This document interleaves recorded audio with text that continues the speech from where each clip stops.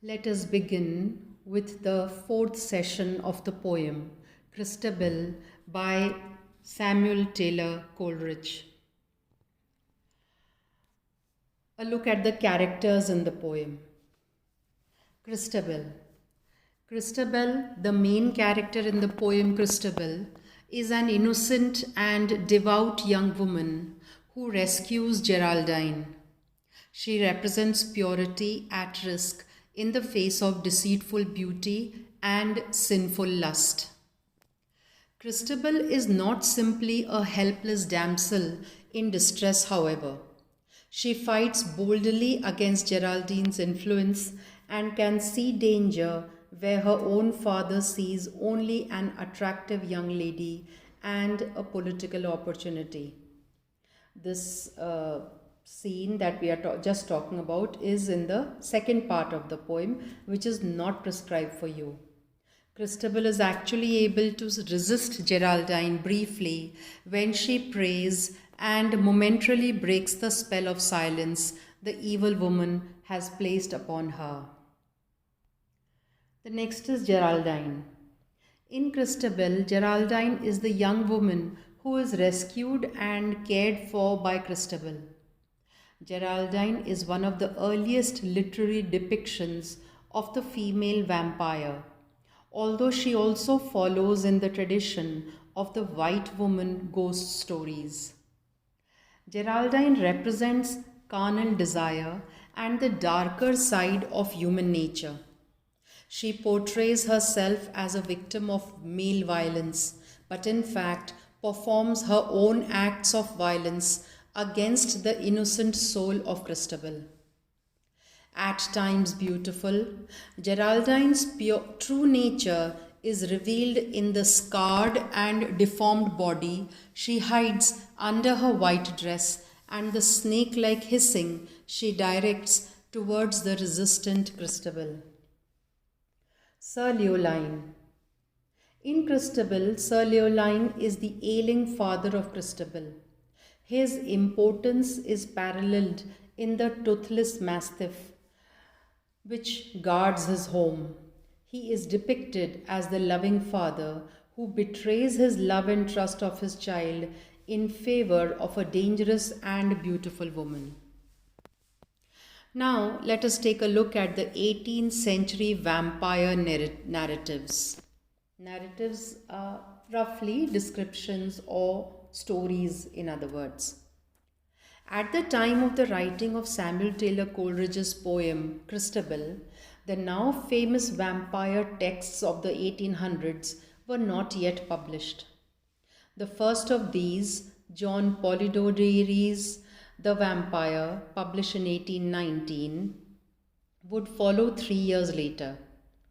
The two most famous vampire texts of the 1800s, Sheridan Le Fanu's Carmilla in 1871 and Bram Stoker's Dracula 1897, would not be published until decades later. However, legends of vampires and their various evil and blood-sucking traits date all the way back to ancient Greek mythology, and tales of vampires, as well as actual belief in them, were prevalent through the Middle Ages, that is, from the 5th to the 14th century CE, and into the 18th century. Clues in this poem suggest that Geraldine might have been intended to be interpreted as a vampire. Chief among these is that she falls to the ground when she approaches the iron gate at the threshold of the castle, and then is fine only seconds later. This suggests that something supernatural about the iron in the gate or gated doorway is keeping her from entering. The poem states, "The lady sank belike through pain. Christabel lifts her and carries her across the threshold. Whether she is intended to be a vampire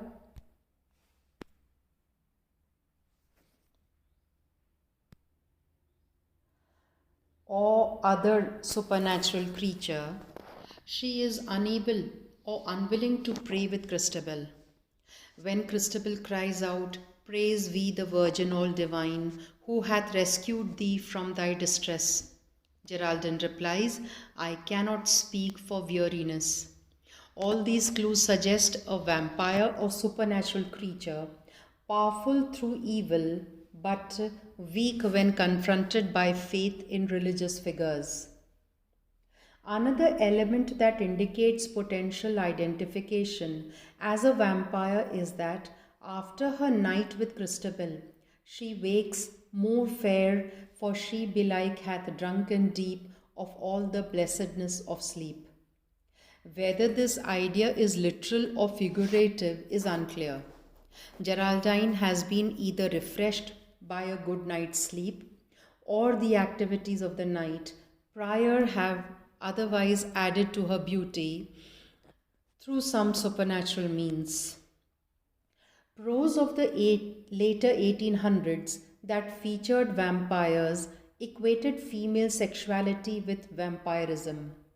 In that context, Samuel Taylor Coleridge's poem uses the same pattern in representation of women as vampires. Contemplating the Gothic. The easiest way for a modern reader to conceptualize the traits of Gothic literature is to consider classic horror novels, which still utilize the elements of this tradition. A moonlit night, a startling sound breaking the stillness of that night, and an innocent heroine are all elements of the Gothic.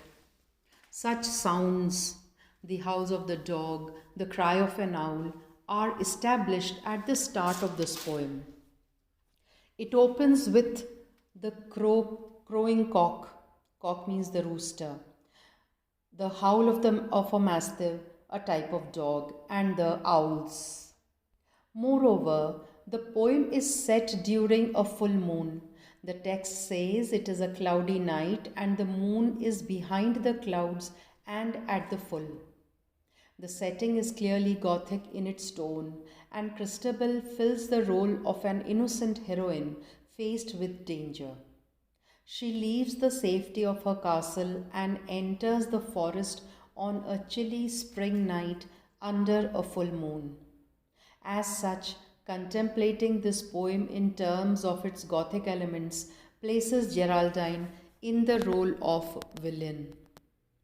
Simultaneously, the suspected supernatural elements that frighten the heroine are at times nothing more than a mundane threat. Mundane means ordinary, everyday, common. In this way, Geraldine is reduced to nothing more than an attractive young woman who supplants Christabel in her father's castle.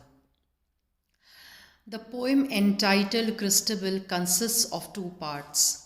The first part of this poem was composed in 1797 and it is made up of 337 lines. The poem was to be published according to the poet's intention in the second edition of the Lyrical Ballads in 1800. Further, it was to be a long one divided into 5 parts. But after 1799, the poet suffered from a great barrenness with regard to poetic composition. In other words, he was not able to compose any poetry. The result was that the poem, as upon it as an unfinished poem, and so did his publishers. The result was that the poem was an unfinished poem, and his publishers thought the same. It was later published together with Kubla Khan by Murray in 1816 on the recommendation of George Gordon Byron, the poet. According to Paul Harvey, its first part was composed at Stowey in Somerset in 1797, while the second part at Keswick in Cumberland in 1800 after Coleridge's return from Germany. Sound check. Coleridge starts us out with some heavy alliteration in the first stanza of Christabel. The harsh hard C sounds in lines 1 to 10.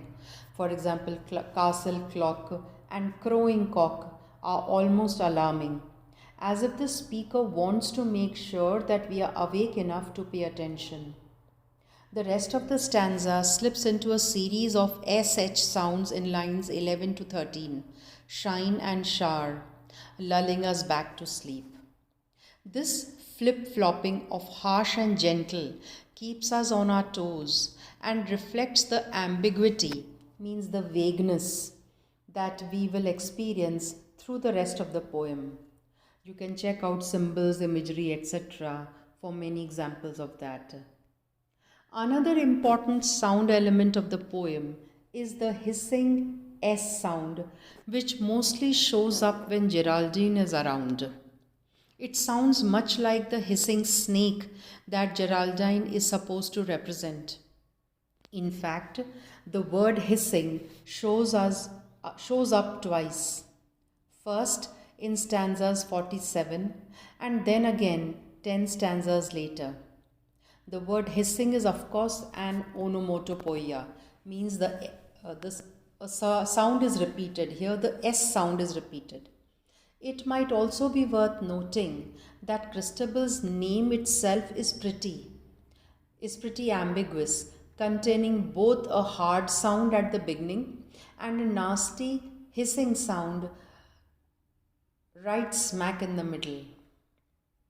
Overall, when read aloud, Christabel has a sing-song quality that is almost hypnotizing, like a lullaby.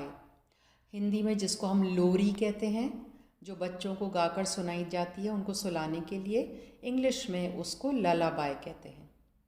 It is as if the forces of good and evil are working against one another in terms of the very sounds of the poem. These harsh and soft sounds work like magic on the reader as well as the characters.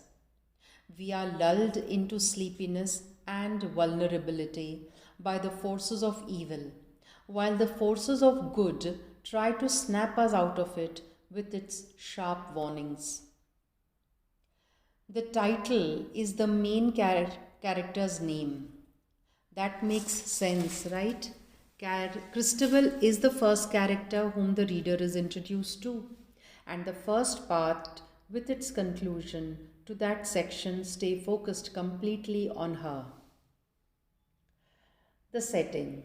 The whole poem, or what there is of it, takes place either inside Sir Leoline's castle or in the wooded area just outside it.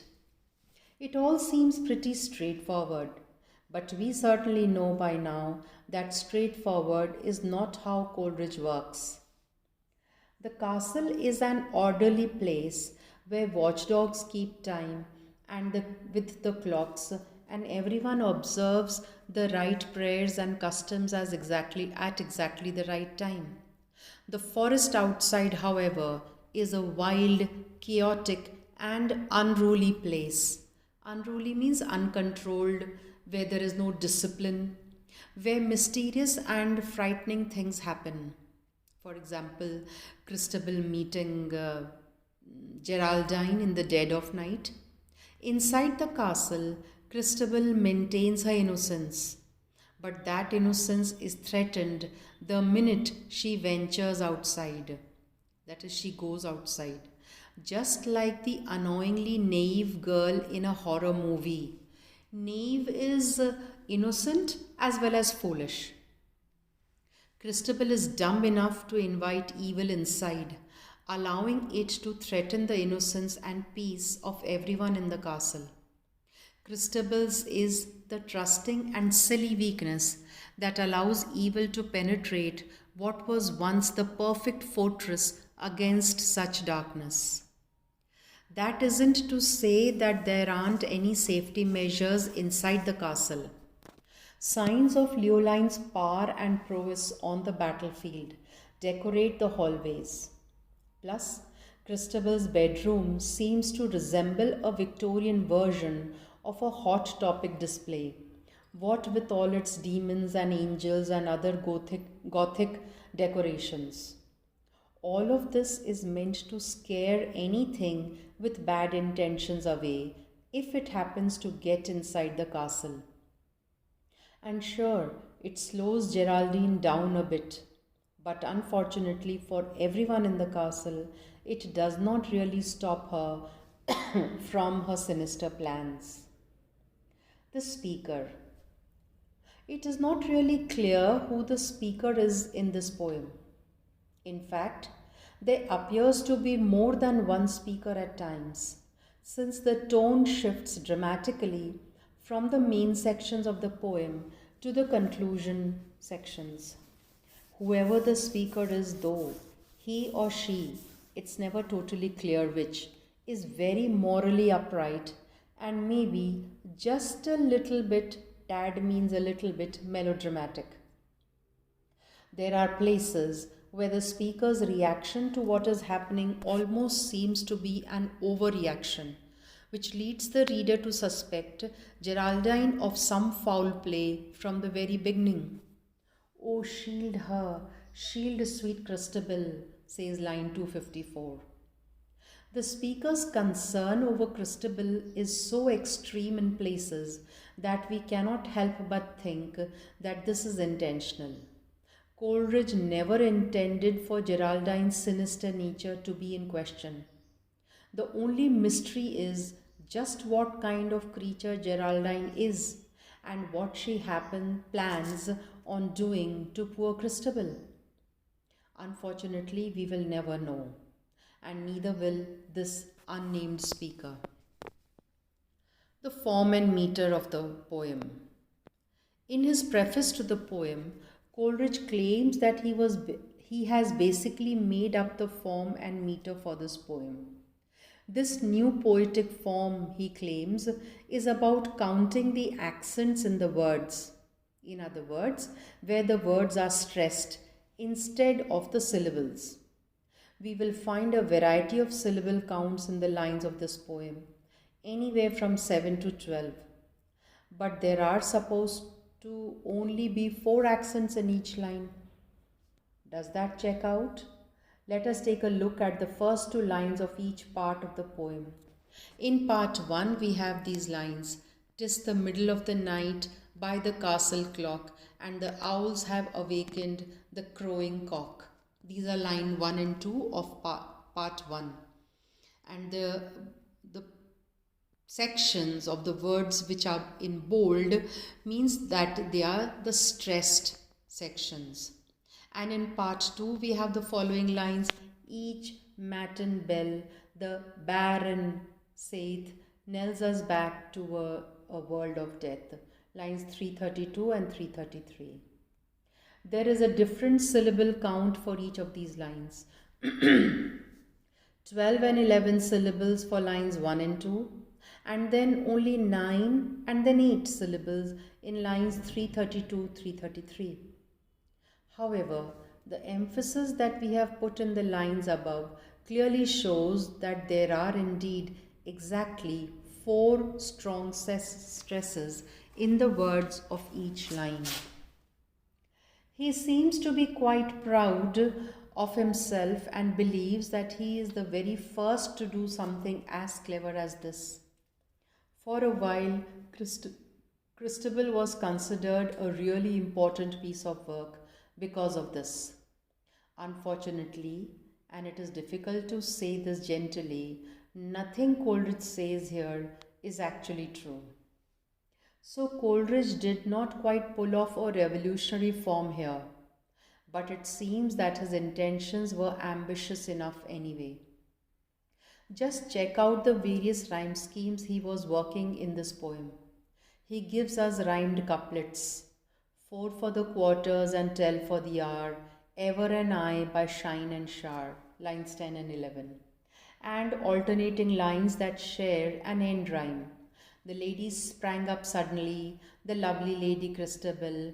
It moaned as near can be, but what it is she cannot tell. These are lines 37 to 40. And even more complex rhyming patterns. The night is chill, the forest bare. Is it the wind that moaneth bleak? There is not wind enough in the air to move away the ringlet curl from the lovely lady's cheek. There is not wind enough to twirl.